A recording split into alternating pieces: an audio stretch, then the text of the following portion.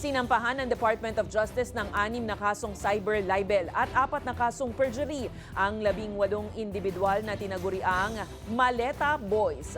Nag-ugat ang mga kaso sa kanilang joint sworn statement, mga press conference, interview, social media posts at iba pang online publication. Naunang nagpakilalang dating Marines ang mga respondent at mga tauhan umano ni dating Congressman Zaldico at inakusahan nila ang ilang dati at kasalukuyang opisyal ng pamahalaan na tumanggap umano ng bayad kaugnay ng investigasyon ng International Criminal Court laban kay dating Pangulong Rodrigo Duterte. Ayon sa DOJ, may prima facie evidence at reasonable certainty of conviction para isampa ang mga reklamo matapos ang preliminary investigation. Naihain na ang mga kaso sa mga regional trial court sa Caloocan, Las Piñas, Muntinlupa at San Juan.